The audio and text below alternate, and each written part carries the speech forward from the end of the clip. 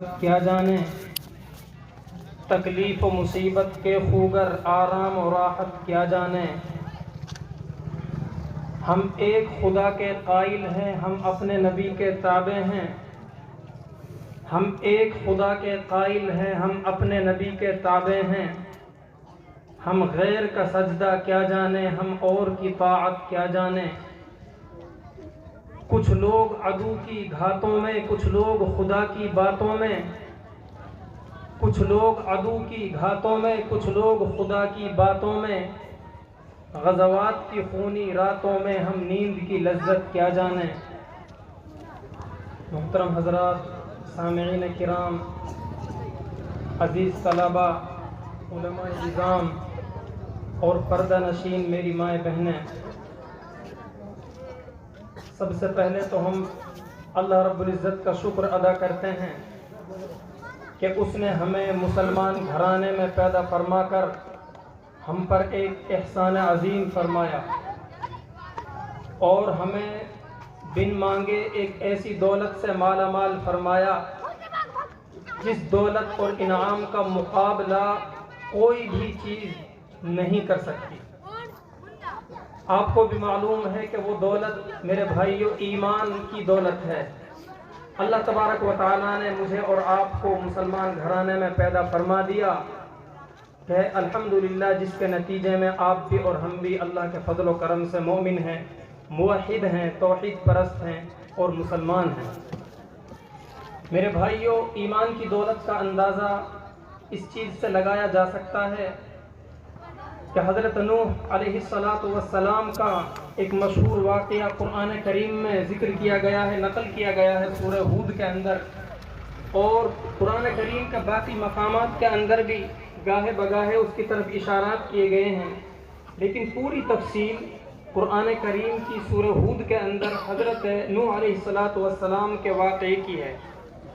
مختصراً اشارتاً میں آپ کو بتا دیتا ہوں کہ وہ واقعہ طوفان نوح کا واقعہ ہے، جس کے اندر اس وقت سرزمین پر جو موجود لوگ تھے، ایمان والوں کے علاوہ سب کے سب کو ختم کر دیا گیا.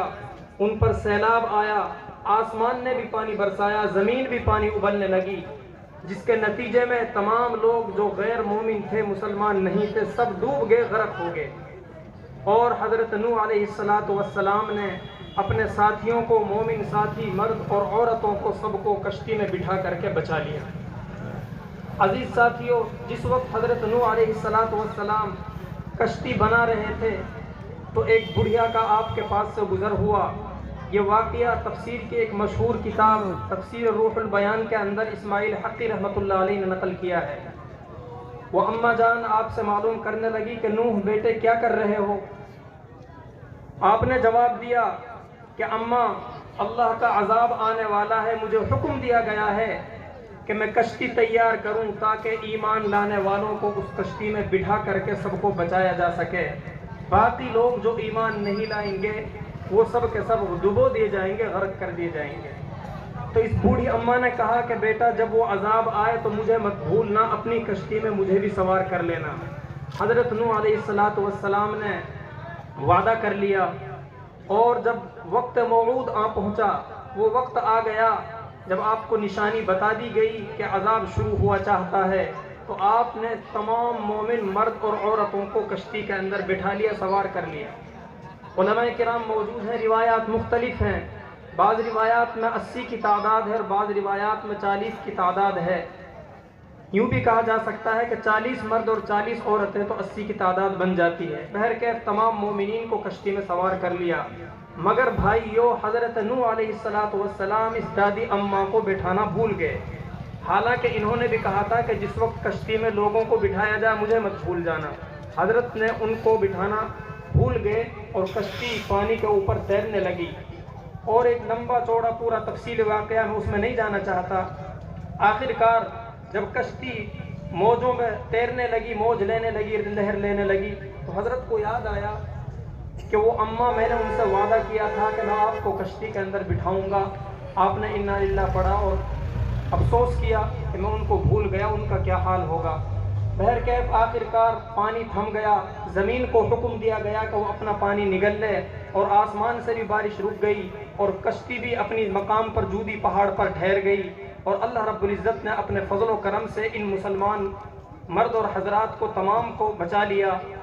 سب سے پہلے حضرت نوح علیہ السلام وہاں اس دادی اماں کی جھونپڑی پر گئے اور دیکھا تو وہ اسی جھونپڑی کے اندر قیام پذیر ہے، بیٹھی ہوئی ہیں۔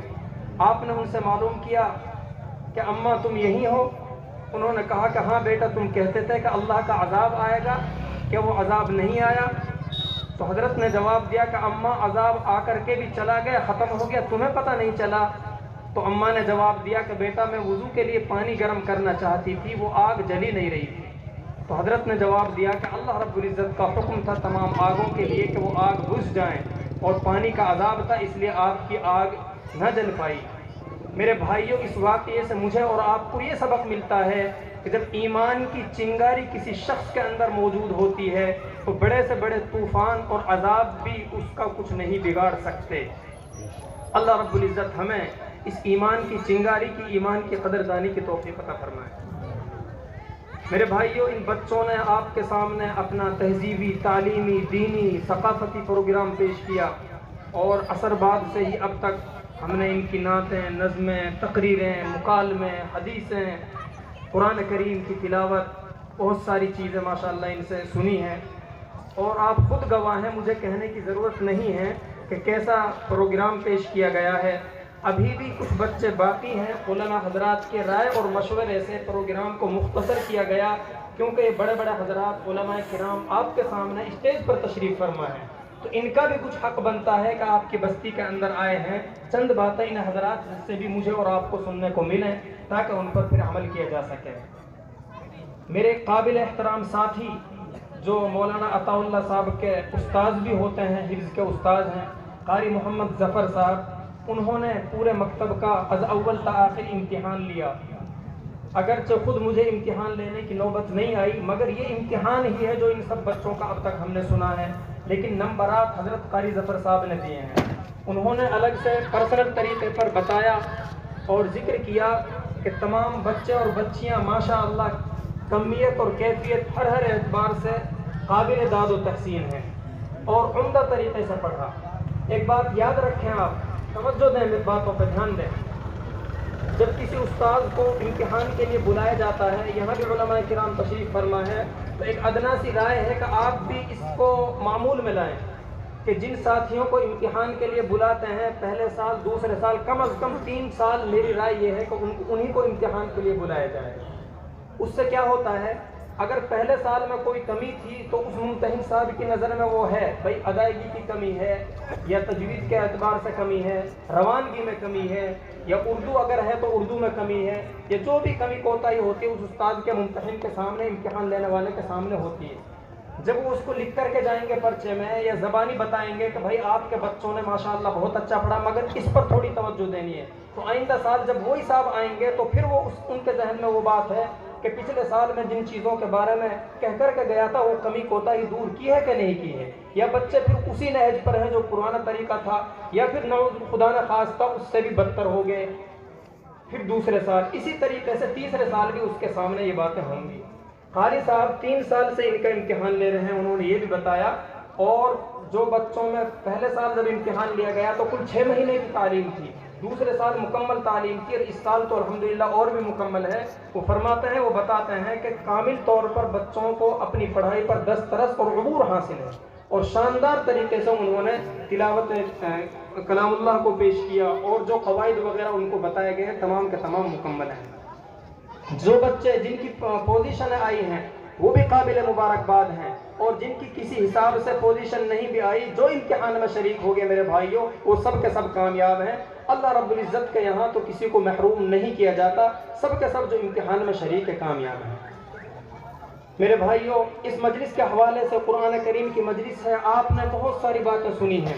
میں بھی ایک واقعہ حدیث کی روح سے آپ کے سامنے پیش کرنے کی کوشش کرتا ہوں، لیکن اس امید کے ساتھ اور وعدہ عہد کے ساتھ کہ انشاءاللہ عمل کریں گے نا انشاءاللہ۔ قرآن کریم میں ایک آیت ہے جس کو آیت الکرسی کہا جاتا ہے، اللہ لا الہ الا هو الحی القیوم۔ اکثر مجمع کو یاد ہے، مائیں بہنیں سب اس کو الحمدللہ یاد رکھتی ہیں۔ اس آیت الکرسی کی بہت ساری فضیلتیں ہیں۔ مثلا ایک فضیلت ایک حدیث شریف میں یہ بیان کی گئی ہے کہ جو آدمی ہر فرض نماز کے بعد آیت الکرسی پڑھنے کا معمول بناتا ہے اس کو جنت میں جانے سے صرف اس کی موت روکے ہوئے۔ کیا مطلب؟ جو آدمی ہر فرض نماز کے بعد آیت الکرسی کا معمول رکھے گا، جیسے ہی وہ انتقال کرے گا، دنیا چھوڑ کر کے جائے گا، تو جنت اس کا انتظار کر رہی ہے، اس کو کسی دوسری جگہ پر نہیں جانا ہے۔ ایک فضیلت یہ ذکر کی گئی ہے۔ اس لیے آپ بھی جب بھی فرض نماز ادا کریں، 5 وقتہ فرض نمازوں میں سے ہر فرض نماز کے بعد اپنا واجبی عمل بنا لیں، لازم کر لیں اپنے اوپر کہ انشاءاللہ یہ آیت پڑھیں گے نا انشاءاللہ۔ یہ سنت بھی ہے، اور بتایا اناصر صاحب نے کہ جو آدمی ایک سنت زندہ کرتا ہے اس کے لیے 100 شہیدوں کے برابر ثواب ملتا ہے۔ اللہ پاک عمل کرنے کی توفیق عطا فرمائے۔ ایک تو نماز کے بعد پڑھنا ہے اس آیت کو۔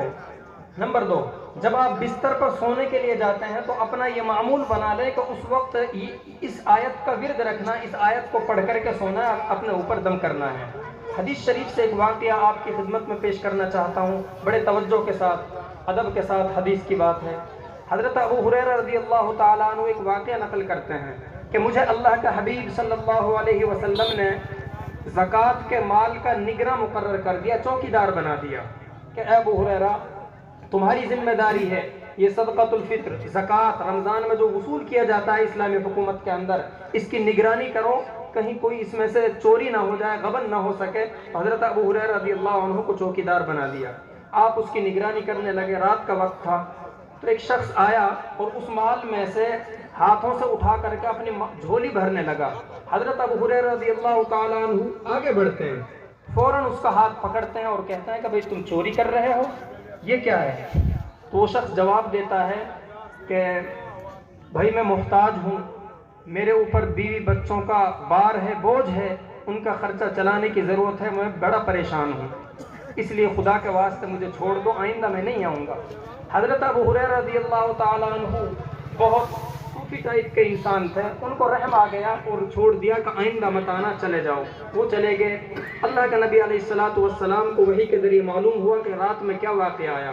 حضرت صلی اللہ علیہ وسلم نے حضرت ابو ہریرہ رضی اللہ تعالیٰ عنہ سے فرمایا ما فعل اسیرک البارحہ، ابھی اس رات میں، گزشتہ رات جو تمہارے ساتھ واقعہ پیش آیا، تمہارے اس قیدی کا کیا ہوا جو تم نے پکڑ لیا تھا؟ آپ کو تو معلوم ہو گیا تھا۔ حضرت ابو ہریرہ رضی اللہ تعالیٰ عنہ سمجھ گئے، جواب دینے لگے کہ حضرت ایک شخص آیا اور اس نے یہ حرکت کرنا شروع کی، میں نے اس کو اس لیے چھوڑ دیا کہ اس نے اپنی مجبوری ظاہر کی۔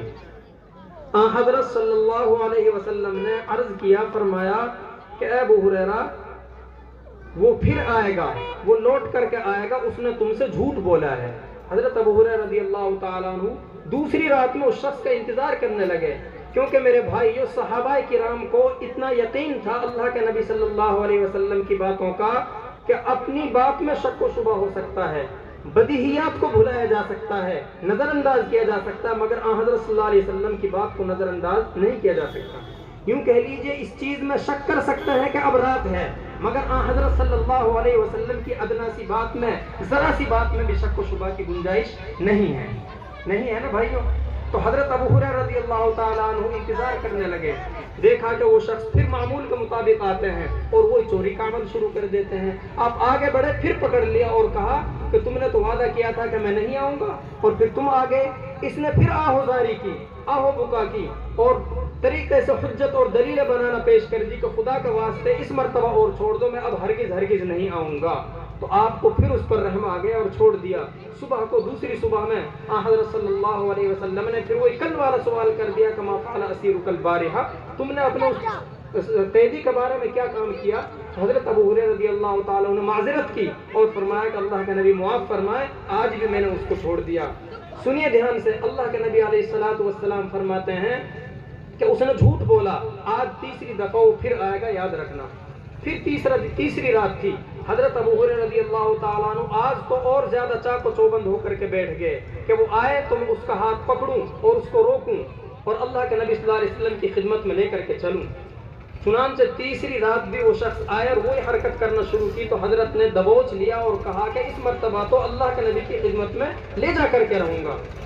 تو اس نے پھر حجت بازیاں کرنا شروع کر دی، مگر حضرت ابو رضی اللہ تعالیٰ عنہ نے صاف انکار کر دیا کہ اس مرتبہ میں تمہاری بات نہیں مانوں گا۔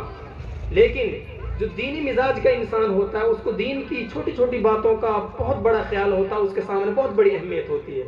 جیسے آپ حضرات ماشاءاللہ کتنی دیر سے یہاں سماعت کر رہے ہیں، سن رہے ہیں بچوں کو اور بچیوں کو بہت ساری باتیں، یہ سب قدر و قیمت کی بات ہے۔ ورنہ ہمارے ہی بہت ساری بہنیں، بہت ساری مائیں، بہت سارے بھائی اسی گاؤں کے رہنے والے ہیں، وہ اپنے مکانوں میں، دکانوں میں یا چوراہوں پر بیٹھے گپاسٹنگ میں لگے ہوئے ہیں۔ خیر، مجھے ذکر کرنا ہے اللہ کے نبی کے صحابی حضرت ابو ہریرہ رضی اللہ تعالیٰ عنہ، یہ بڑے دینی مزاج کے انسان تھے۔ تو اس شخص نے ان سے یوں کہا کہ ابو ہریرہ، میں آپ کو ایک دینی مسئلہ، ایک کام کی پوائنٹ کی بات بتاتا ہوں، اگر میں آپ کو کوئی دینی بات بتا دوں تو تب تو آپ مجھے چھوڑ دیں گے۔ تو حضرت کو لالچ آ گیا کہ یار یہ دین کی بات ہے، کوئی مسئلہ، اہم مسئلہ بتانا چاہتا ہے اور مجھے دین کی ضرورت ہے جیسے کہ مجھے اور آپ سب کو دین کی ضرورت ہے۔ تو فرمایا کہ ہاں ہو سکتا ہے میں آپ کو چھوڑ دوں، آپ وہ بات بتائیں۔ تو اس شخص نے حضرت ابو ہریرہ رضی اللہ تعالیٰ عنہ سے کہا کہ اے ابو ہریرہ، اذا اویت الی فراشی، جب آپ اپنے بستر پر جائیں تو آیت الکرسی پڑھیں، اور آیت الکرسی پڑھنے کے بعد اپنے جسم پر دم کر لیں، جس کا نتیجہ یہ ہوگا کہ اس کی برکت سے ایک محافظ یعنی نگراں فرشتہ آپ کی جان کی، عزت کی، آبرو کی، مال کی، ہر چیز کی حفاظت کے لیے پروردگار کی طرف سے مقرر ہو جائے گا، چوکیدار ہو جائے گا۔ پھر آپ کو اپنی جان پر، مال پر، گھر بار پر، کسی چیز پر چوکیدار بٹھانے کی ضرورت نہیں ہے، کیونکہ آپ اللہ کے حفظ و امان میں آ جاؤ گے۔ یہ واقعہ پیش آیا تو انہوں نے اس واقعے کی وجہ سے حضرت ابو ہریرہ رضی اللہ تعالیٰ عنہ نے ان کو چھوڑ دیا۔ صبح کو تیسری رات کے بعد جب حضرت صلی اللہ علیہ وسلم سے ملاقات ہوتی ہے تو پھر پورا واقعہ حضرت صلی اللہ علیہ وسلم کے سامنے حضرت ابو ہریرہ رضی اللہ تعالیٰ عنہ پیش کرتے ہیں اور بتاتے ہیں کہ حضرت اس شخص نے مجھے یہ کہا، میں نے اس کو اس لیے چھوڑ دیا اور اس نے یہ مسئلہ بھی مجھے بتایا۔ یاد رکھیں، پیارے نبی صلی اللہ علیہ وسلم کا جواب سنیں۔ آپ صلی اللہ علیہ وسلم نے فرمایا کہ وہ شخص ہے تو جھوٹا مگر اپنی اس بات میں وہ سچا ہے۔ دھیان دیں، وہ شخص ہے تو کذوب، عربی زبان میں وہ شخص ہے تو کذوب اور جھوٹا آدمی ہے، مگر اس مسئلے میں، اس بات میں جو اس نے تم کو بتائی ہے کہ جب بستر پر جاؤ تو آیت الکرسی پڑھو جس سے تمہارے لیے نگراں فرشتہ مقرر ہو جائے گا، اپنی اس بات میں وہ سچا ہے۔ اور معلوم ہے ابو ہریرہ وہ کون تھا؟ حضرت ابو ہریرہ رضی اللہ تعالیٰ عنہ فرمانے لگے کہ بھائی مجھے معلوم نہیں ہے کہ وہ کون تھے۔ حضرت صلی اللہ علیہ وسلم نے جواب دیا کہ وہ ابلیس تھا۔ میرے بھائیوں، حدیث شریف سے ہمیں سبق ملتا ہے کہ ابلیس خود، شیطان خود یہ کہتا ہے کہ جب کوئی انسان رات میں سوتا وقت آیت الکرسی پڑھ کر کے سوتا اور اپنے اوپر دم کر لیتا ہے تو اس کی مکمل حفاظت ہوتی ہے، کسی بھی طرح کے جنات ہوں، کسی بھی طرح کے شیاطین ہوں، یا ابلیس کے چیلے چپاٹے ہوں، یا پھر دنیا کے اعتبار سے چاہے انسانوں کی شکلوں میں شیاطین ہوں، وہ اس کی مال، عزت، آبرو سب سے دور رہتے ہیں، اللہ رب العزت کی طرف سے اس کی حفاظت ہوتی ہے۔ اور علماء کرام تشریف فرمائے، معلوم ہے اس آیت کی اتنی فضیلتیں کیوں ہیں؟ اس کی وجہ یہ ہے کہ اس آیت میں کہیں ظاہر میں، کہیں اشارتاً، کہیں کنایتاً، کہیں مراداً، ہر اعتبار سے اللہ رب العزت کا تذکرہ ہے۔ آپ غور کرنا، 18 مرتبہ ایک اس آیت میں اللہ کا نام آیا ہے۔ کس طریقے سے آیا ہے؟ کہیں تو اللہ، لا الہ الہ سے مراد بھی اللہ الہ الا ہوا اللہ، الحی اللہ، القیوم اللہ۔ کہیں ضمیر ہے، میں نے اشارہ کرنا چاہتا ہوں، بات لمبی ہو جائے گی۔ 18 مرتبہ رب کو یاد کیا گیا ہے، رب کا تذکرہ کیا گیا ہے، کہیں اشارتاً، کہیں کنایتاً۔ یہی وجہ ہے کہ اس آیت الکرسی کے بارے میں ایک حدیث شریف کا اندر آتا ہے، سیدۃ آیۃ القرآن آیت الکرسی۔ قرآن کریم کی آیات کی سردار کون سی آیت ہے؟ وہ آیت الکرسی ہے۔ کا معمول بنا لیں کہ نمبر 1 تو ہر فرض نماز کے بعد آیت الکرسی پڑھیں گے نا انشاءاللہ۔ اور نمبر 2، جب آپ اپنے بستر پر جائیں تو اپنی حفاظت کے لیے، مال و عزت کی حفاظت کے لیے آپ اس آیت کو پڑھ کر کے اپنے اوپر دم کریں گے، جس سے آپ کی انشاءاللہ حفاظت ہوگی۔ اور میرے بھائیو، دوسری بات مجھے آپ کے روبرو یہ عرض کرنی ہے، بڑے الہا اور اصرار کے ساتھ۔ آپ وَاعْتَصِمُوا بِحَبْلِ اللَّهِ جَمِيعًا، قرآن کریم کی ایک آیت ہے، اس کے تناظر میں مختصر سی کچھ بات عرض کرنی ہے، ذکر کرنی ہے۔ میرے بھائیو، حالات کا رخ دیکھنا چاہیے، اوقات کو سمجھنا چاہیے، وقت کو دیکھنا چاہیے، وقت کی نزاکت پہچاننا یہ علماء کرام بتاتے ہیں، سکھاتے ہیں، ان سے سیکھنی چاہیے۔ بہت سارے مسائل ہیں، وقت کے اور حالات کے اعتبار سے بدل بھی جاتے ہیں، یہی وجہ ہے کہ قرآن کریم کے مسائل میں، حدیث شریف کے مسائل میں قدرت نے خود لچک دی ہے کہ پوری شریعت کو پورے قیامت تک کے لیے نازل کیا گیا ہے۔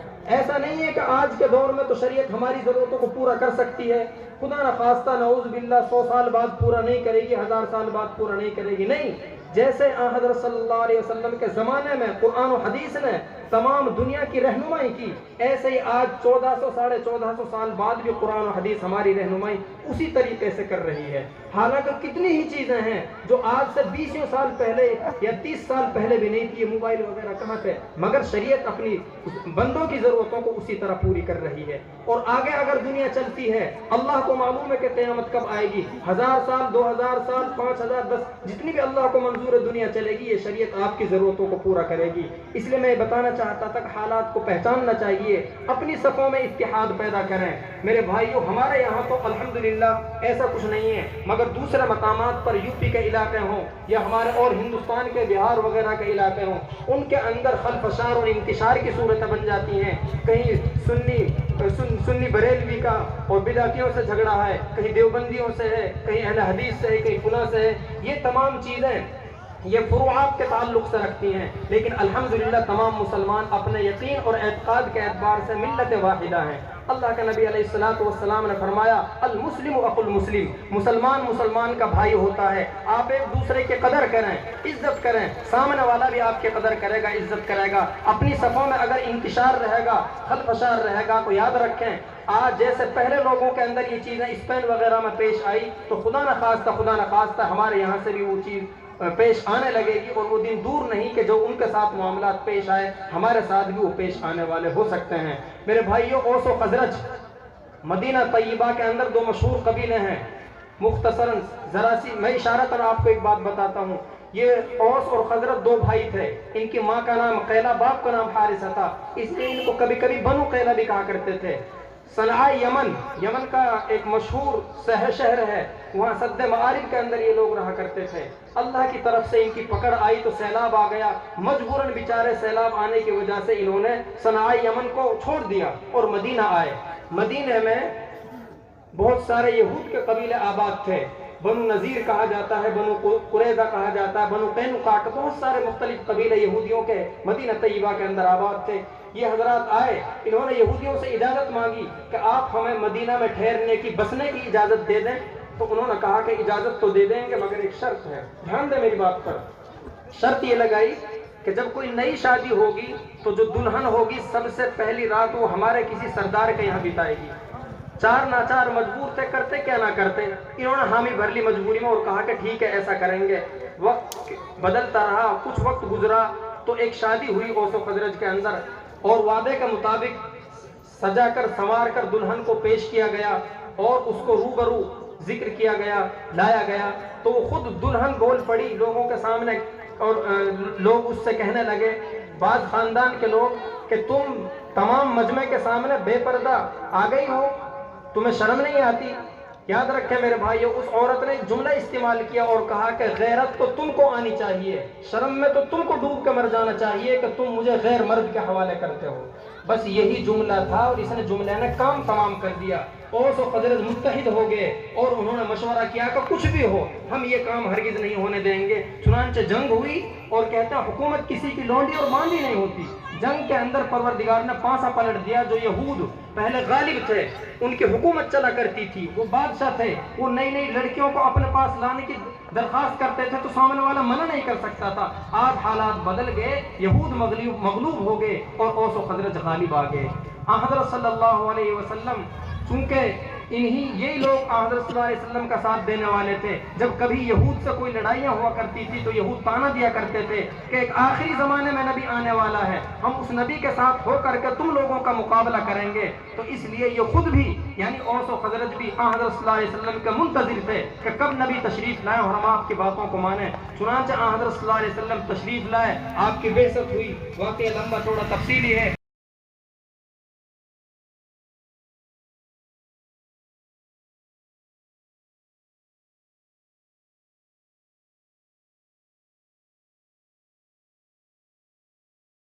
کے سامنے زانو تلمس طے کیا اور صحابہ کرام بن گئے اور دنیا کے لیے مشعل راہ بن گئے۔ یہ پہلے زمانے میں آپس میں بھی لڑائیاں کرتے تھے، پروردگار نے قرآن کریم کی اس آیت کے اندر انہی کو سمجھایا ہے کہ تم وہ زمانہ جاہلیت کی باتیں چھوڑو، وَاعْتَصِمُوا بِحَبْلِ اللَّهِ جَمِيعًا، اللہ کی رسی کو مضبوطی کے ساتھ تھام لو، وَلَا تَفَرَّقُوا، آپس میں فرقہ بندیوں میں نہ بٹو، ایک دوسرے کی مخالفت نہ کرو، ورنہ کیا ہوگا؟ نتیجہ یہ ہوگا کہ تمہاری روح اکھڑ جائے گی۔ میرے بھائیو، آج بھی اسی سبق کی ضرورت ہے۔ اگر ہم نے اور آپ نے یہ سبق پڑھ لیا تو آپ یقین جانیں، ٹھیک ہے فروعی اختلافات ہوتے ہیں، کیا گھر گھر میں فروعی اختلافات نہیں ہوتے؟ میں آپ کو مثال دے کر کے سمجھانے کی کوشش کرتا ہوں۔ 3-4 بھائی ہیں، 3 بھائی مان لیجئے، وہ ایک باپ کی اولاد ہیں۔ ان چیزوں میں تو برابری ہے کہ باپ کا جو مال بڑے بیٹے کو جتنا حصہ آئے گا، دوسرے نمبر کے کو بھی، تیسرے نمبر کے کو بھی آئے گا۔ لیکن بیٹے جو گھر کے اندر اپنے بود و باش رہن سہن میں ہیں، کوئی بڑا بیٹے کی کھانے پینے کی عادتیں کچھ اور ہے، چھوٹے بیٹے کی کھانے پینے کی عادتیں کچھ اور ہیں، وہ اپنے بیوی بچوں کے ساتھ کسی طریقے سے باتیں کرتا ہے، پیش آتا ہے، دوسرے کسی اور طریقے سے۔ یہ فروعی باتیں ہوتی ہیں، ان میں کسی کو غور و فکر کرنے کی ضرورت نہیں ہے۔ ہاں، جو مین مدعے اور مسائل ہوتے ہیں، المسلم اخو المسلم، تمام مسلمان بھائی بھائی ہیں، اس لیے اپنی صفوں میں میرے بھائیوں ہمیں اتحاد پیدا کرنے کی ضرورت ہے۔ اور آخری بات کہہ کر کے میں آپ سے ودا لینا چاہتا ہوں۔ میرے بھائیوں، یہ جو دور ہے فتنوں کا دور ہے۔ حضرت صلی اللہ علیہ وسلم نے پیشن گوئیاں کی ہیں کہ قرب قیامت میں ایسا زمانہ آئے گا کہ اسلام کا نام باقی رہ جائے گا، قرآن کریم کے صرف رسم و رواج باقی رہ جائیں گے۔ خدا نخواستہ وہ دور آہستہ آہستہ ہم اپنی آنکھوں سے دیکھ رہے ہیں۔ اور میرے بھائیوں، ایک حدیث میں تو اس زمانے کی جو پیشن گوئی کی گئی ہے اس کی طرف اشارات بھی کر دیے گئے جو ہم اپنی آنکھوں سے دیکھ رہے ہیں۔ پیارے آقا جناب محمد رسول اللہ صلی اللہ علیہ وسلم نے فرمایا کہ 3 شخص ایسے ہیں جو جنت میں نہیں جائیں گے مسلمانوں میں سے۔ کافر نہیں فرمایا آپ نے، کسی سکھ عیسائی وغیرہ کا تذکرہ نہیں کیا، مسلمانوں میں سے 3 شخص وہ ہیں کہ لا يدخلون الجنت، وہ جنت کے اندر داخل نہیں ہوں گے۔ کون کون سے میرے بھائی؟ فرمایا الدیوس، ایک دیوس جنت میں داخل نہیں ہوگا۔ صحابہ کرام نے فرمایا جیسا آپ میری طرف اس طرح کی للچائی نظر سے دیکھ رہے ہیں کہ دیوس تو ہمیں بھی پتہ نہیں ہے، بتایا جائے، ایسے ہی صحابہ کرام رضوان اللہ علیہم اجمعین نے حضرت صلی اللہ علیہ وسلم سے سوال کر دیا، مد دیوس یا رسول اللہ، اللہ کا رسول صلی اللہ علیہ وسلم، یہ دیوس کیا بوال ہے، کیا چیز ہے؟ حضرت صلی اللہ علیہ وسلم نے جواب دیا کہ دیوس وہ شخص ہے کہ جس کی بہن، بیٹی، بیوی کوئی ایسی ناجائز حرکت کرے کہ وہ شریعت میں جائز نہ ہو اور وہ اس کو اپنی آنکھوں سے کرتا ہوا، گناہ کو کرتا ہوا دیکھے پھر نہ روکے۔ آج ہم اس معاشرے میں جنم لیے ہوئے ہیں، ہم بھی بیٹھے ہیں، آپ بھی بیٹھے ہیں، کیا ہم نہیں دیکھتے کہ ہماری بہن بیٹیاں کتنے ہی ایسے کام کرتی ہیں جو شریعت کی روح سے ناجائز ہیں؟ میرے دل کو بھی کھٹک میں آتی ہے یہ بات، آپ کے دل کو بھی آتی ہے کہ یہ جو بہن بیٹی اس کام کو کر رہی ہے ناجائز اور غلط ہے، پھر آپ کیوں نہیں ٹوکتے؟ خدا نخواستہ ہم دیوس ہونے میں شریک نہ ہو جائیں۔ کتنی ہی بہن بیٹیاں ہیں جو لباس ہونے کے باوجود ننگی نظر آتی ہیں، لباس ہونے کے باوجود، میری مراد یہ ہے کہ لباس پہن رکھا ہے مگر وہ لباس ایسا ہے کہ اس کے اندر وہ چیزیں، وہ ستر کا حصہ نظر آ جاتا ہے جو شریعت نے چھپانے کا فرض قرار دیا ہے۔ نماز میں بھی عورت علماء کرام بیٹھے ہوں، جب نماز پڑھتی ہے تو سارا اس کا صرف چہرہ اور یہ ہتھیلیاں اور پیر، ان کے علاوہ کہیں سے کوئی بال، کوئی ہتھیلی، اوپر کلائی، ذرا سا یہ باں اوپر کو ہو گئی تو علماء کرام بیٹھے مسئلہ معلوم کر لیجئے، اور یہ مسئلہ تو ہماری ماں بہنوں کو سب کو یاد ہے، تو اس کی نماز نہیں ہوئے گی۔ تو میرے بھائیوں، پہلا شخص وہ جو جنت کے اندر مسلمان ہونے کے باوجود نہیں جائے گا، وہ کمینہ بدبخت انسان ہوگا جو غلط کاری ہوتے ہوئے یا غلط کام ہوتے ہوئے یا اس بے پردگی ہوتے ہوئے دیکھ رہا ہے، حالانکہ اللہ نے اس کو پاور اور طاقت دی ہے، پھر بھی وہ بن دیکھے ایسا سمجھ رہا ہے کہ گویا اس نے اس کو نہیں دیکھا، یہ شخص جنت میں نہیں جائے گا۔ نمبر 2، دوسرے اللہ کے نبی علیہ السلام نے فرمایا والرجلۃ من النساء، کہ دوسرے وہ شخص وہ ہے عورتوں میں سے وہ عورت جو مرد بننے کی کوشش کرتی ہے۔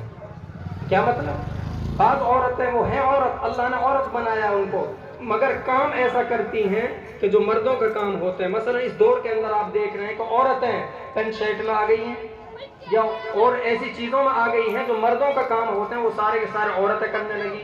بازاروں میں جانا، طرح خود خریداری کرنا، سارے معاملات جو مردوں کے وہ اپنے انڈر میں لے کر کے کرا کرتی ہیں۔ تو فرمایا کہ دوسرے نمبر پر وہ عورت ہوگی جو جہنم میں جائے گی، الرجلۃ من النساء، کہ ہے عورتوں میں سے مگر مرد بننے کی کوشش کرتی ہے۔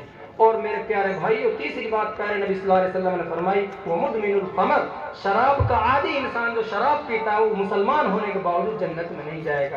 اس لیے میرے بھائیو مختصر وقت میں یہ چند باتیں میں نے آپ کے سامنے ذکر کی ہیں۔ پہلی بات تو یہ، میں دوبارہ سبق ہم مقرر نہیں ہیں بھائی، سبق پڑھانے والے ہیں، سبق یاد کر کے جائیں آپ مجلس سے۔